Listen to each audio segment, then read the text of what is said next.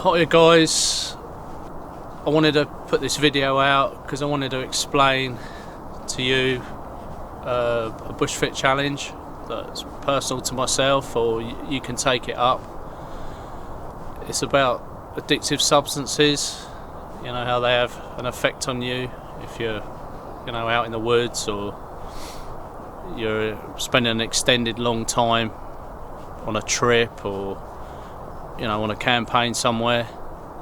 So we all go on about our knives and our axes and how good this is, and our ferro rods, so good and so effective. We all got our posh knives, like I just said. Effective tool with the ferro rod. That's going to get me out of trouble if shit hit the fan. But what we tend to forget is the other things that could let us down in a situation, such as addictive things that we take. So as a challenge to myself, I'm going to try and wean myself off one of these products just to give it a go, because if you did go out even for a weekend and you forgot one of these products, or you lost one of these products that are addictive to you, never mind your other tools, it could have a big effect on the way you approach things in the woods or in the wild.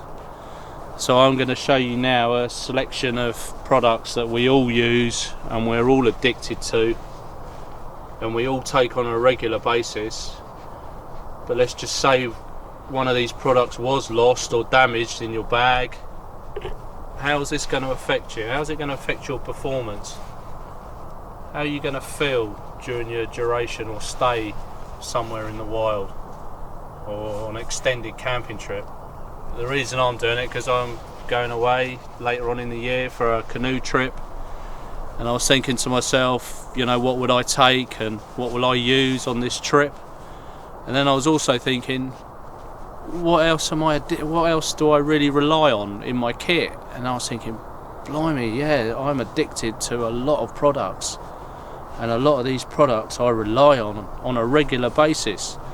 So as a challenge to myself, I don't know if you guys want to take this challenge up, but I'm going to give one of these products up for a couple of weeks and see how it feels and see how it affects me mentally and physically as a challenge to myself, as it's January 2018. So I'm going to incorporate this bushcraft fit challenge as giving up one of these items. I'll go through them in a minute, and I'm going to give you a bush fit course, what I do when I go out, to keep fit. So let's go back to these products. So here's a selection of products that I'm really addicted to, and a lot of people in society are addicted to. For instance, we've got tea, high levels of caffeine in there. If I stop drinking tea, out in the wild, how's this going to affect me physically and mentally? And I really rely on a nice cup of tea, as we all do, or a coffee in the morning, as we got here. We all like our coffees. So I'm going to try, one of these products, give one of them up for a couple of weeks, see how it affects me. We all talk about shit hit the fan situation and how to prepare for that. Some people are really into that. I'm kind of, half and half into that. But you take some of these products away from your day-to-day lifestyle, and how's it going to affect you? And here I've got my vaporizer. You see me using my vape stick, nicotine, sorry. So how's that going to affect me over a long or even a short term, because I rely on that product a lot. So then we moved on, we're on to sugars. We all love our sugar, sugar's in everything that we eat. So I'm going to try and reduce my sugar level down in my tea and my coffee, and not eat so many sweet items, because if you were in the wild, all you'd be eating is fats and protein. which leads to ketosis. You know, all I do is burning sugars and carbs. You know, my energy levels rely on that. That's how I get my energy source. But what happens if you was to switch your body to burning proteins and fats, which leads to ketosis? So then we all like a nibble, you know, especially me. You know, chocolates, treats, biscuits. So it's another product, you know, to consider giving up for a couple of weeks, see how it affects you. So this will be a challenge. It's going to definitely challenge me. You know, the hardest thing here for me to give up for a couple of weeks is probably sugars, because you rely so heavily on sugars.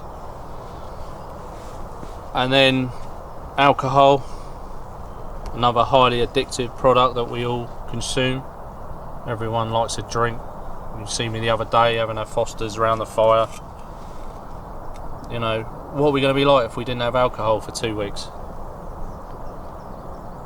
But you know, alcohol I don't have on such a regular occasion as I do tea and coffee and sugars.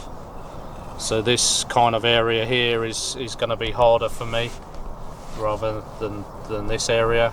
We've all got our Achilles heel, and I'd say, you know, this is my biggest, followed by the sugars and the caffeine.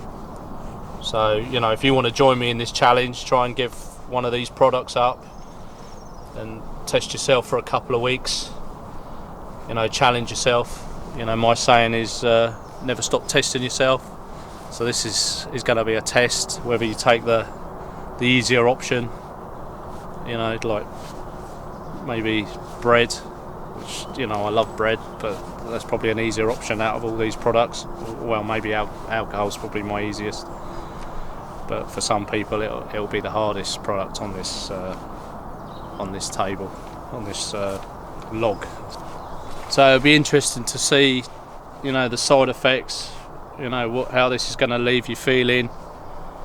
You know, after a couple of weeks, you know, you're going to get headaches, mood swings, maybe lethargic from the lack of caffeine, you know, because that gives you that kick in the morning.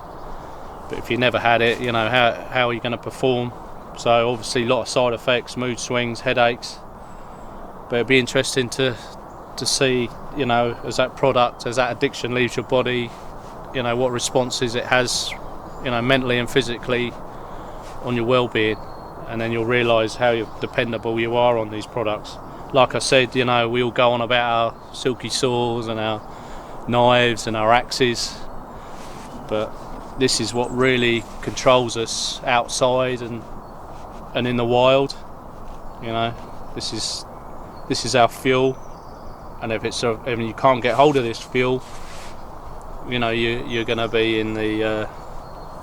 you're going to be a bit low.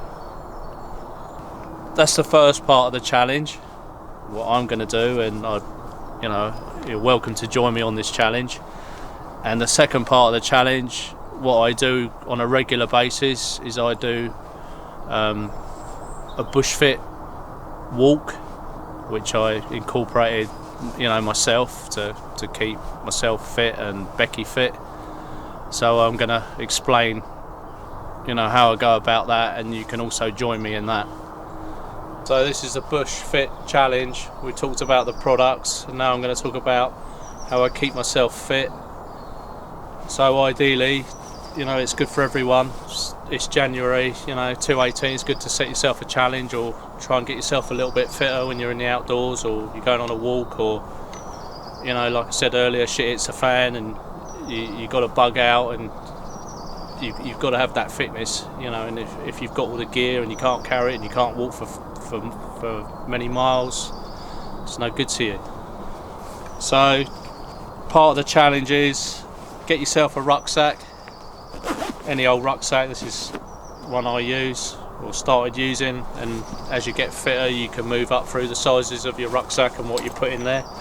So depending on your fitness, what level you are, start with a small bag, maybe put a couple of litres of water in.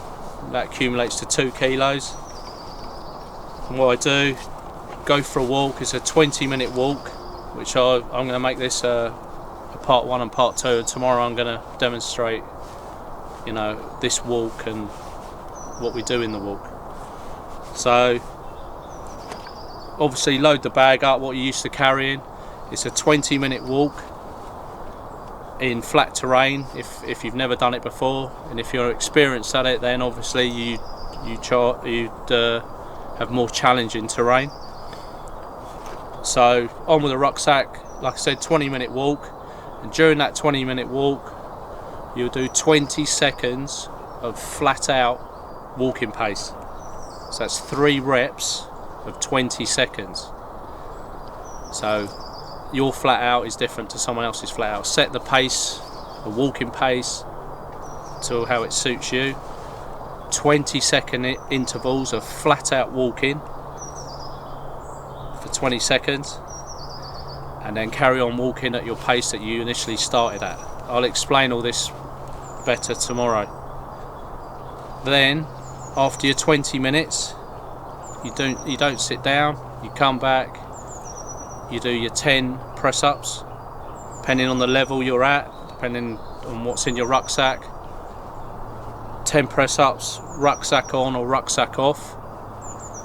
And then from there you'll take your rucksack off, you'll sit on the ground, and you'll do 10 repetitions of getting on the ground and off the ground without using your hands. That's the physical side of it.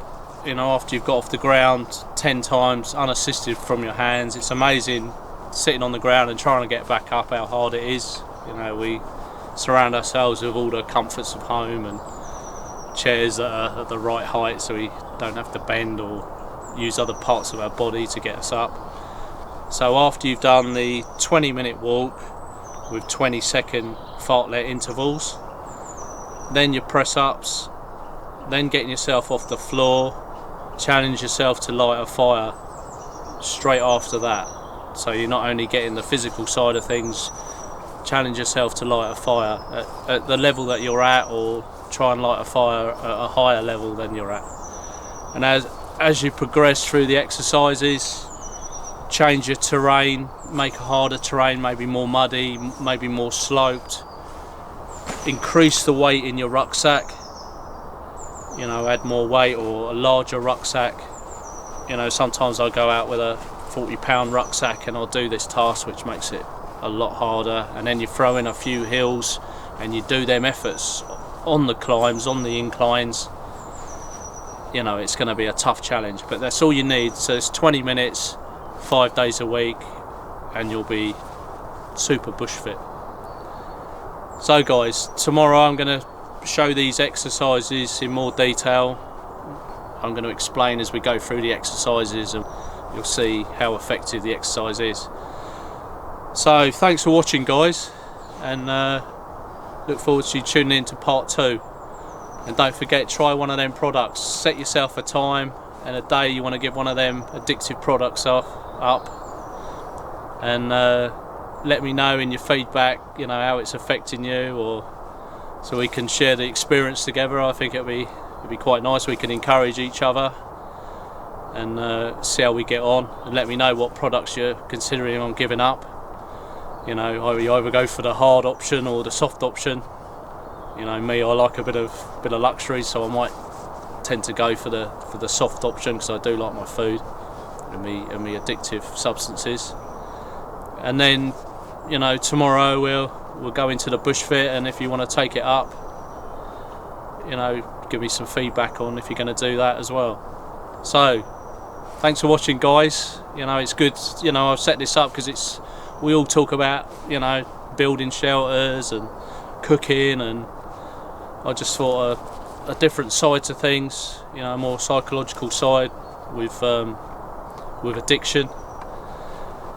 And yeah, we take it from there and see how it goes. So thanks for watching, guys, and enjoy the great outdoors. Cheers. So here are the products. Which one's it going to be, you know, for you? Is it going to be the alcohol? Is it going to be the sugar? Is it going to be the coffee? And if you're smokers, you know, I've moved over to the vape stick, but if you are a smoker, you're going to give them cigars up, you're going to give them cigarettes up, or a nice cup of tea in the morning, guys, or your nice bit of carbs, you know, your breads.